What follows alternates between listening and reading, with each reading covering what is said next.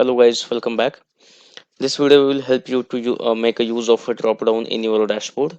So we have one use case, and for that use case we need to use the drop down, and we'll see how to add the drop down, how to use the drop downs in that panel.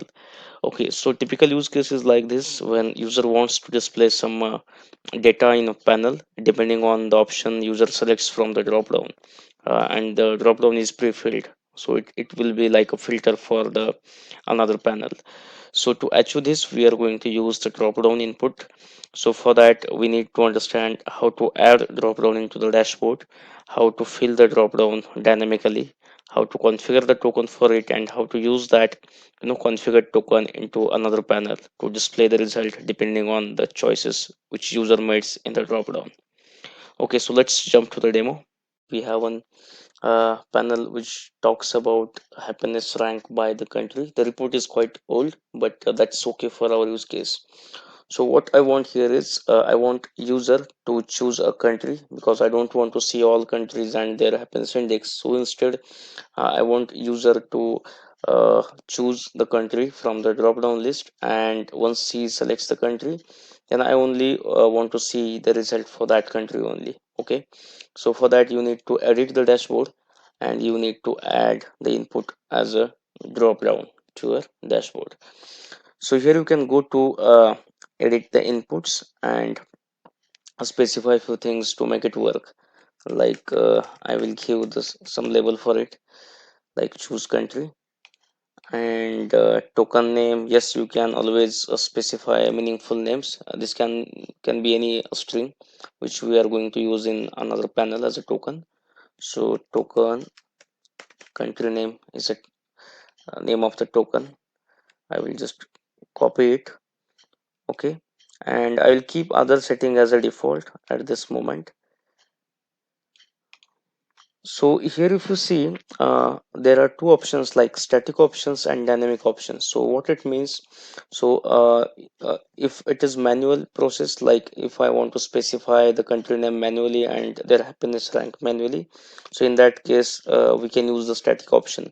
But I think this is not an ideal solution because we have many countries and their happiness rank, so it is not a good idea to manually enter each country and their details.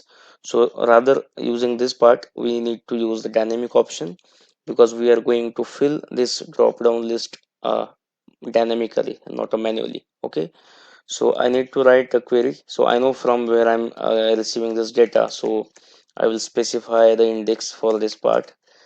Okay, and I would write one statement which will help us to fill this drop down list. Like I need to fill the drop down list by the country only. Okay, so that's why I have written this stats count by country statement, and I will choose the all time specifier. Okay, and for now just the labels, I will use the country and same for the value. Okay, and apply it. So if you see, you are seeing this, a list is populated. uh, Let me check what happened to the label. I don't know why it is not saved here. Choose country. Okay, let's try again. Yeah, it is applied. Okay, so if you see, all the name of all country names are here in the drop down list. Okay, I will save this panel. Okay, but just choosing the country from the drop down list will not work. Like if I choose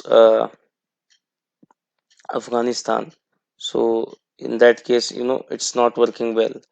So what I need to do, I need to use this token into the panel. Okay,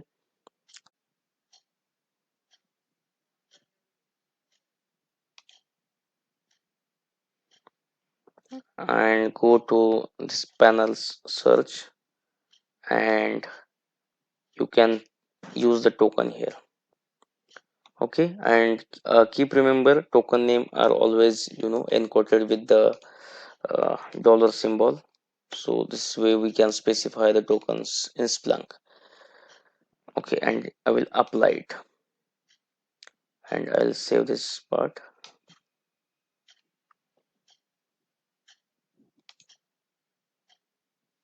Yes, So if you see, I'm choosing the country from the drop down list, like I choose India. So even you can type here. So I should see the result for India only. Yes, it's working. Okay. So this way, you can easily make use of a drop down list for in your panels or in your dashboards.